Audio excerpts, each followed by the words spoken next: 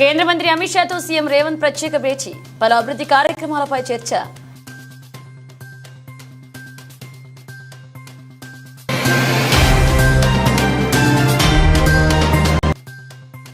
ప్రధాని నరేంద్ర మోదీతో గంట పాటు సీఎం చంద్రబాబు భేటీ, పలు అభివృద్ధి కార్యక్రమాలపై కీలక చర్చ.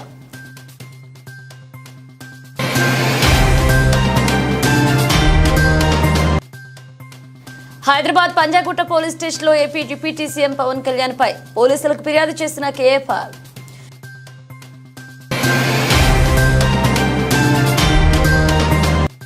జర్నలిస్ట్ గౌతమ్ గౌడ్ పై కేసు ఎందుకు నమోదు చేసిన పోలీసులు? ఈ ఘటనపై ఎక్స్ వేదికగా ఘాటుగా స్పందించిన BRS working president KTR.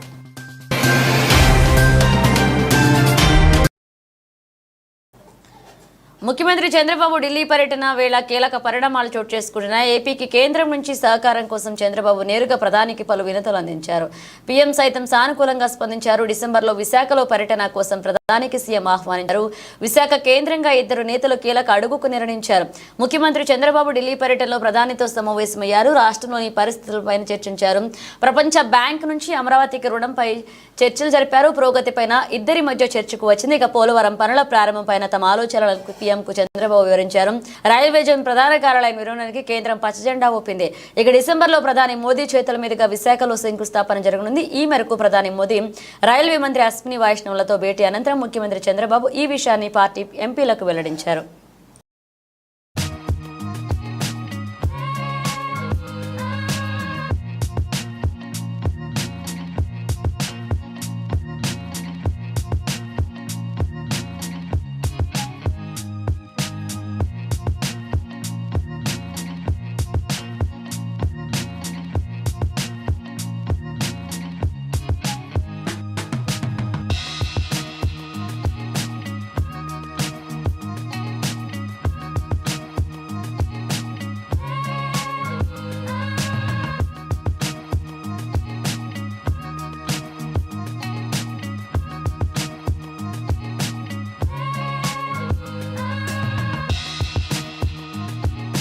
Congress ప్రభుత్వ నిర్లక్ష్య ధోరణి కారణంగా అన్నదాతల పరిస్థితి అగమ్య గోచరంగా మారిన సంగతి తెలిసిందే. సాగునీరు లేక 24 గంటల అందగా చివరకు రైతు బంధు రాక రైతన్నలు విలవిలలాడిపోతున్నారు. అప్పుల పాలై ఆత్మహత్యలు చేసుకుంటున్నారు. రేవంత్ కు ఓటేసి మోసపోయామని కన్నీళ్లు పెడుతున్నారు. మళ్లీ కేసీఆర్ రావాలని వేడుకుంటున్నారని అన్నదాతలు.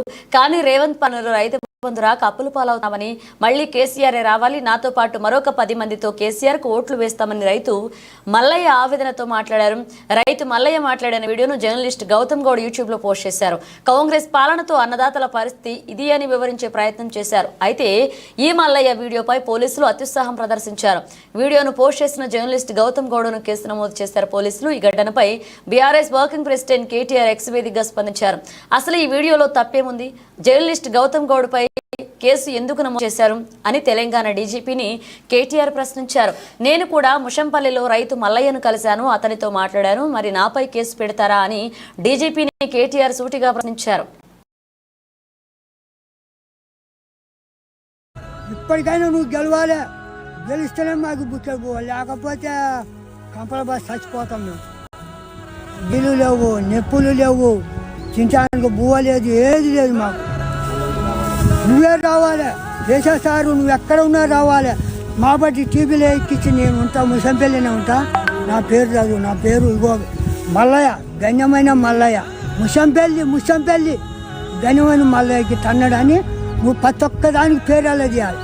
నువ్వు వచ్చినాకనే పచ్చడి భోజనం బోకుండా కాడిపోతే సంతోషం ఉంది. చలకలకు వచ్చే కుషాలు ఉంది. ఇలా చలకలు మొత్తం మేకలు మేస్తున్నాయి, తోటలు మేకలు మేస్తున్నాయి. తిరుపతి లడ్డూ విషయంలో AP deputy CM Pawan Kalyan 100 కోట్ల మంది హిందువుల మనోభావాల దెబ్బతీసే విధంగా మాట్లాడారని, అతనిపై చర్యలు తీసుకోవాలని కోరుతూ ప్రజాశాంతి పార్టీ వ్యవస్థాపకుడు డాక్టర్ కేఏ పాల్ సోమవారం పంజాగుట్ట పోలీసులకు ఫిర్యాదు చేశారు. అనంతరం పాల్ మాట్లాడుతూ లక్ష లడ్డూలు కల్తీ చేసి అయోధ్యకు పంపించారని అబద్ధపు మాటలు మాట్లాడారని, లడ్డూపై విచారణ జరిగేదే జూన్లో కాగా అయోధ్య ప్రారంభోత్సవం జనవరిలో జరిగిందని కల్తీ ఎలా సాధ్యమైందని ప్రశ్నించారు. 14 సెకండ్ల ఫిర్యాదు చేశారని ఆర్టికల్ 8 ప్రకారం ఆయన్ను వెంటనే ఉప ముఖ్యమంత్రి పదవి నుంచి తొలగించాలని లేదా ఆయనే స్వచ్ఛందంగా రాజీనామా చేయాలని డిమాండ్ చేశారు. పవన్ కళ్యాణ్ కు ఎవరూ స్క్రిప్ట్ ఇస్తే అది సినిమాలో మాదిరి చదువుతున్నారని గతంలోనే చెప్పినా వినిపించుకోలేదన్నారు. ఏపీ స్పీకర్, గవర్నర్, దేశ ప్రధాని, కేంద్ర హోంమంత్రి, చీఫ్ జస్టిస్, సిబిఐ అతనిపై విచారణ చేయాలని, వెంటనే పవన్ కళ్యాణ్ ఉప ముఖ్యమంత్రి పదవికి రాజీనామా చేయాలని ఫిర్యాదులో పేర్కొన్నట్లుగా తెలిపారు.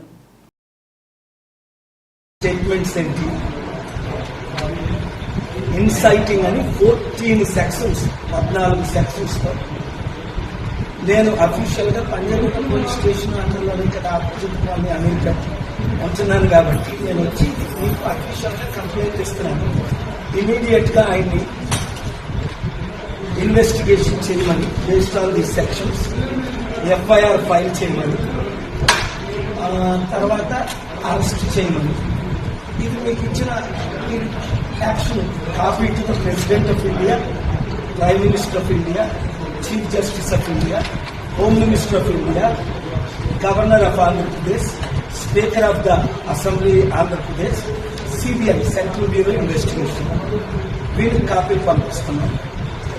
మీరు దీన్ని ఎఫ్ఐఆర్ చేసి నాకు ధన్యవాదాలు కాపీ.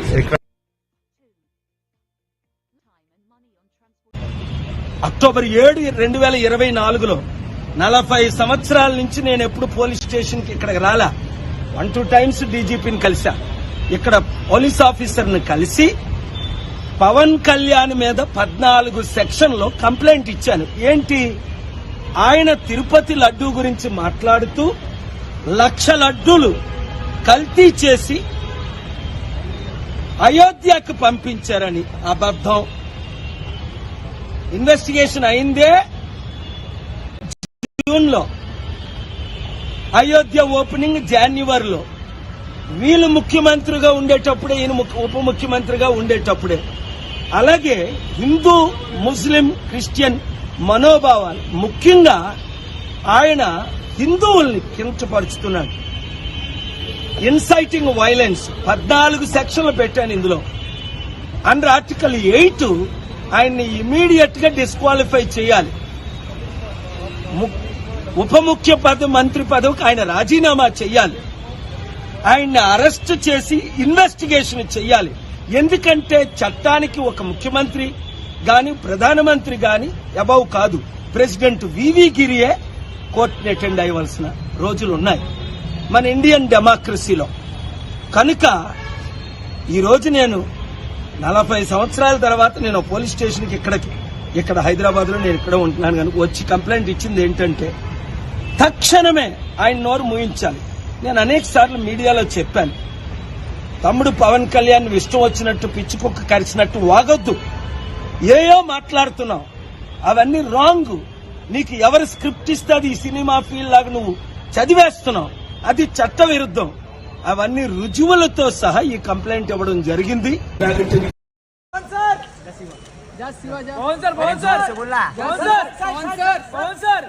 మత్స్యకారులకు 100% సబ్సిడీతో తెలంగాణ ప్రభుత్వం అందజేస్తున్న ఉచిత చేప పిల్లల పంపిణీ కార్యక్రమాన్ని సీఎం రేవంత్ రెడ్డి ఆదేశాల మేరకు తెలంగాణ ఫిషరీస్ ఫెడరేషన్ చైర్మన్ మెట్టు సాయి కుమార్ అధ్యక్షతన ఖమ్మం జిల్లా పాలేరు రిజర్వాయర్లో ఉచిత చేప పిల్లల పంపిణీ కార్యక్రమాన్ని నిర్వహించారు. ఈ చేప పిల్లల పంపిణీ కార్యక్రమానికి ముఖ్య అతిథులుగా రాష్ట్ర రెవెన్యూ, గృహ నిర్మాణం మరియు సమాచార మంత్రి వర్యులు పొంగులేటి శ్రీనివాసరెడ్డి హాజరై చెరువులో చేప పిల్లలను విడుదల చేశారు. మంత్రి పొంగులేటి శ్రీనివాసరెడ్డితో పాటుగా MP Raghuram Reddy, corporation chairman Vijaya Babu, రాష్ట్ర మత్స్యశాఖ డిప్యూటీ డైరెక్టర్ లక్ష్మీనారాయణ, జిల్లా అడిషనల్ కలెక్టర్, జిల్లా మత్స్యశాఖ అధికారి, కాంగ్రెస్ నాయకులు పాల్గొన్నారు.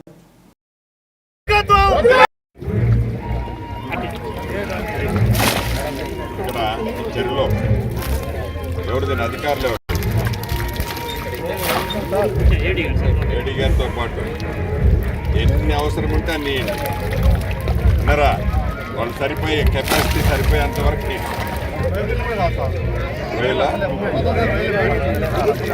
వేలు కూడా చాలరు మీరే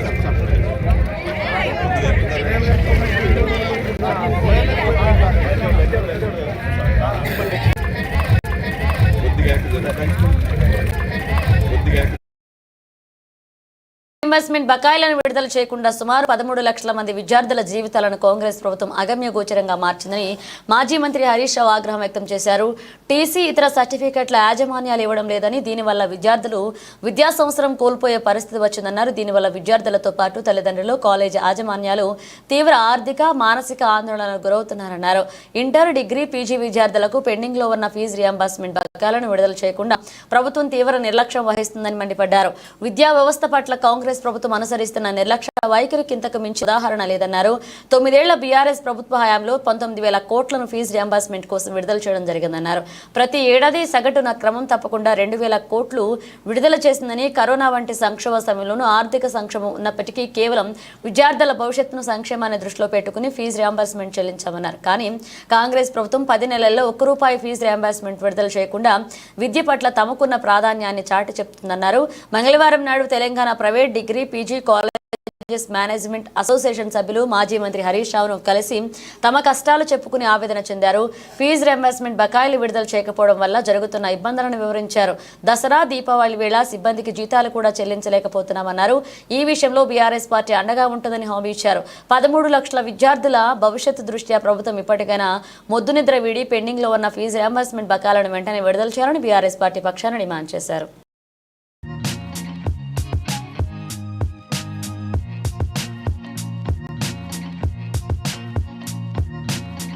చెరువులు మూసి పరిస్థితిపై చర్చకు సిద్ధమా అని సవాల్ విసిరారు మాజీ మంత్రి, బీఆర్ఎస్ సీనియర్ నేత ఎమ్మెల్యే జగదీష్ రెడ్డి. అసలు ప్రభుత్వం వద్ద మూసిపై డీపీఆర్ ఉందా అని ప్రశ్నించారు. మూసిని హుస్సేన్ సాగర్ కు మురికి కూపంలో మార్చిందే కాంగ్రెస్ అని ఆరోపించారు. సుందరీకరణ అంటే ఇళ్లు, గుడిసెలు కూలగొట్టడం కాదన్నారు. మూసిలో కలిసే మురికి నీటిని, కాలుష్యాన్ని ఆపడం సుందరీకరణ అంటారని చురకాంటించారు. హైదరాబాద్ లోని తెలంగాణ భవన్ లో ఆయన నేడు మీడియాతో మాట్లాడుతూ మూసి సుందరీకరణకు కాంగ్రెస్ ప్రభుత్వం ప్రణాళిక ఏమిటో చెప్పాలని నిలదీశారు. మూసి సుందరీకరణ తమ హయాంలోనే ప్రారంభమైందని, 16,000 కోట్లు ఖర్చవుతుందని డీపీఆర్ ఇచ్చామని గుర్తు చేశారు. కాళేశ్వరం నీటిని కొండపోచమ్మ నుంచి ఉస్మాన్ సాగర్, హిమాయత్ సాగర్ తీసుకువచ్చి పరిశుభ్రమైన నీటిని అందించేందుకు తమ ప్రభుత్వం ఏర్పాట్లు చేసిందన్నారు. ఇప్పటికీ మూసి ప్రక్షాళన చేసేందుకు తాము సిద్ధమని, మాకిచ్చే దమ్ము మీకుందా అని సవాల్ చేశారు. ప్రభుత్వం వద్ద రుణమాఫీకే డబ్బులు లేవు, మూసి సుందరీకరణకు ఎక్కడి నుంచి వస్తాయో చెప్పాలన్నారు. పెద్ద పోజులు కొడతావు, నేను ఇంత పెద్ద మేధావి, నాకేరు కానీ ఇంత కాయిదాలు పట్టుకొస్తావు, ఇగో నేను నీకంటే 10 కాయిదాలు పట్టుకొచ్చిన చూడు. మొదలు పెడదామా చర్చ. 1956లో మీ చేతికి రాష్ట్రాన్ని ఇచ్చిన కానించి సకల దరిద్రాలకు మూలమైంది సమైక్య ఆంధ్రప్రదేశే. హైదరాబాద్లో, తెలంగాణలో సకల దరిద్రాలకు మూలమైంది. ఆ పాపం మీది, మీ కాంగ్రెస్ది. 56లో ఏముండే హైదరాబాదు, మూసి ఏముండే, చెరువులు ఎన్ని ఉండే, మూసిలో నీళ్ళు ఎంత స్వచ్ఛంగా ఉండే.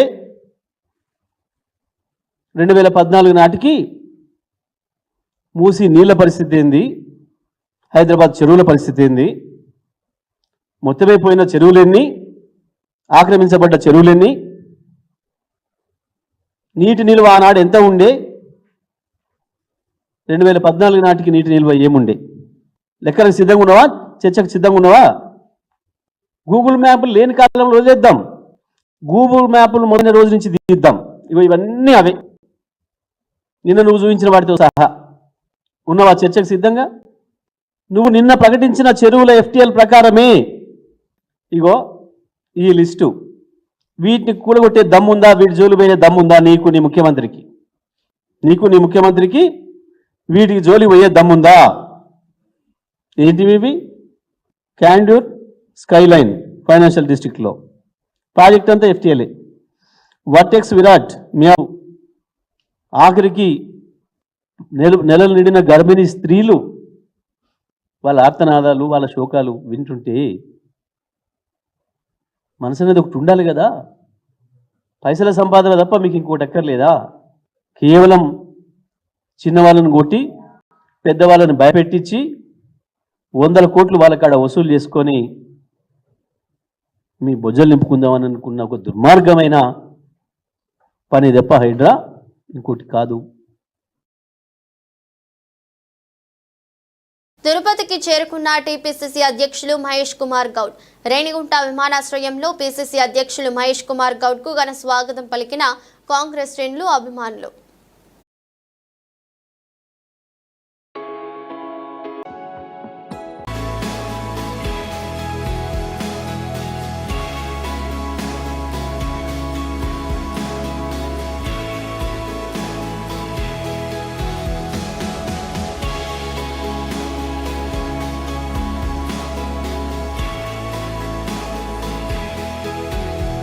కేంద్ర హోంశాఖ మంత్రి అమిత్ షాతో సీఎం రేవంత్ రెడ్డి భేటీ అయ్యారు. దేశంలో తీవ్రవాద నిరోధంపై అన్ని రాష్ట్రాల ముఖ్యమంత్రులతో నిర్వహించిన సమావేశం అనంతరం అమిత్ షాతో ప్రత్యేకంగా సమావేశమయ్యారు. ఈ సమావేశంలో విభజన చట్టంలోని పెండింగ్ లో ఉన్న అంశాలతో పాటు 2 కీలక అంశాలపై చర్చించినట్టు తెలుస్తోంది. అందులో ఒకటి వరద సాయం విడుదల నిధులు అంశం కాగా మూసీ ప్రక్షాళనకు నిధుల అంశం మరొకటి. అయితే తెలంగాణకు ఇప్పటికే వరద సాయం నిధులు విడుదల చేయగా అవి సరిపోవని వరద సాయం పెంచాలని అమిత్ షాను రేవంత్ రెడ్డి విజ్ఞప్తి చేసినట్టు సమాచారం.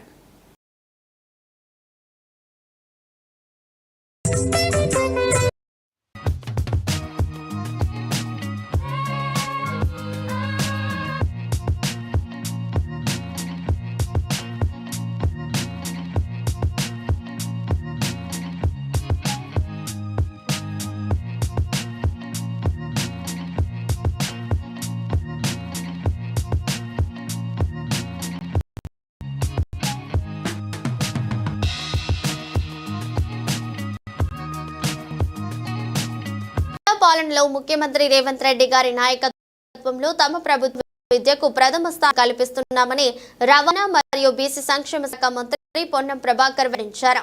బంజారా హిల్స్ లోని కొమరం భీం భవన్ లో జరిగిన బీసీ సంక్షేమ శాఖ విస్తృత స్థాయి అధికారుల సమీక్ష సమావేశంలో మంత్రి పొన్నం ప్రభాకర్ బీసీ సంక్షేమ శాఖ ప్రిన్సిపల్ సెక్రటరీ బుర్రా వెంకటేశం కలిసి దిశానిర్దేశం చేశారు. కేంద్ర స్థాయిలో గురుకులాల పనితీరుపై వారి నుండి ఫీడ్బ్యాక్ తీసుకున్నారు. రాష్ట్రంలో ఇంటర్నేషనల్ స్కూల్ లకి మించి తమ ప్రభుత్వం ఇంటిగ్రేటెడ్ రెసిడెన్షియల్ కాంప్లెక్స్లు రాబోతున్నాయని, ఇందుకోసం ఈ సంవత్సరానికి 5,000 కోట్లు కేటాయించిందని తెలిపారు. బీసీ గురుకులాలు రాష్ట్రంలో ప్రథమ స్థానంలో ఉండాలని, ఈ సంవత్సరానికి 100% ఉత్తీర్ణత సాధించాలని లక్ష్యాన్ని నిర్దేశించారు. అధికారుల పనితీరు మరింత మెరుగుపరుచుకోవాలని సూచించారు. మెస్ ఛార్జీల పెంపు ప్రభుత్వం దృష్టికి తీసుకెళ్తామని, గ్రీన్ ఛానల్ ద్వారా బిల్లులు చెల్లిస్తామని హామీ ఇచ్చారు. విద్యార్థులు అదనపు కరికులం యాక్టివిటీస్ దృష్టి సారించాలని సూచించారు. సమావేశంలో బీసీ సంక్షేమ శాఖ commissioner Bala Mayadevi, Gurukula secretary Saitulu, MBC corporation MD Alok Kumar, BC corporation MD Mallaiah Bhattu, additional director Chandrasekhar, joint director Sandhya, Nayee Brahmana MD Indira, BC study circle director Srinivas Reddy, DBCDOs, ADBCDOs, RCOs, DCOs, principals, hostel వార్డెన్లు పాల్గొన్నారు.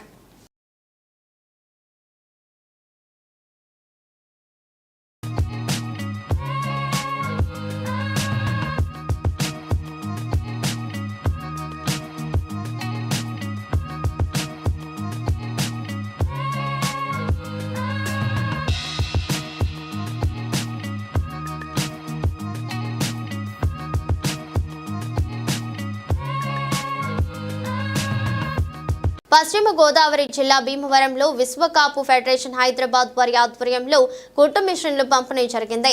ఈ కార్యక్రమానికి ముఖ్య అతిథిగా రాష్ట్ర జలవనరుల శాఖ మంత్రి నిమ్మల రామానాయుడు విచ్చేశారు. ముందుగా నిమ్మల రామానాయుడుకి ఘనంగా సన్మానించారు. అనంతరం నిమ్మల రామానాయుడు మాట్లాడుతూ కాపుల అభ్యున్నతికి పాటుపడుతున్న ఈ సంఘాలను బలోపేతం చేయాలని, కాపులకే కాక ఇతర కులాలకు కూడా చేయూతనందిస్తున్న వీరికి అందరూ తోడ్పాటునివ్వాలని, కూటమి ప్రభుత్వం అన్ని వేళలా సహకరిస్తుందని, రాష్ట్ర అభివృద్ధిలో మహిళల పాత్ర ఎక్కువగా ఉంటుందని, వారికి చేయూతనిచ్చి ముందుకు తీసుకువెళితే రాష్ట్రాలు అదే విధంగా దేశం బాగుంటుందని అభిప్రాయపడ్డారు.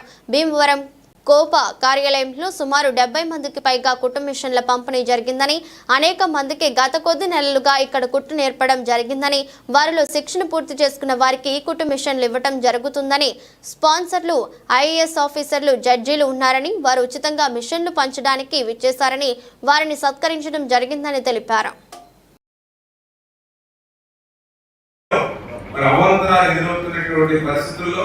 బీసీలుగా చేర్చితే ఏ ప్రయోజనాలు వస్తాయి అంటే ఒక ఉద్యోగ విషయాలను, ఒక విద్య విషయంలో రిజర్వేషన్ తప్ప మిగిలినటువంటి ప్రయోజనాలు ఒక ఎస్సీ బీసీ ఏమాత్రమైతే ప్రయోజనాలు వస్తాయి అన్ని కూడా కాపులకు ఇవ్వాలని ఆలోచనతో ఆ రోజు కాపు కార్పొరేషన్ మనం ఏర్పాటు చేసి ఆ రోజు ఎవరైతే కాపు పిల్లలు గోదావరి జిల్లా భీమవరం ఇలవేల్పు శ్రీ శ్రీ శ్రీ మావుళ్ళమ్మ అమ్మవారి నవరాత్రి మహోత్సవాల్లో భాగంగా ఈ రోజు శ్రీ మహాలక్ష్మి దేవిగా దర్శనమిస్తున్నారు.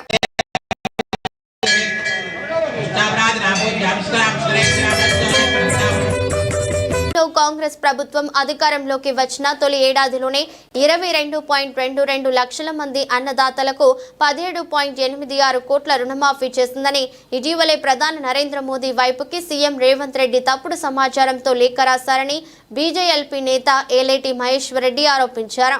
మహారాష్ట్ర ఎన్నికల్లో కాంగ్రెస్ కు మేలు చేసేందుకు గౌరవ ప్రధాని గారికి అబద్దాలతో రాసిన లేఖపై ప్రజల సమక్షంలో చర్చకు సిద్ధమా అని సవాల్ విసిరారు.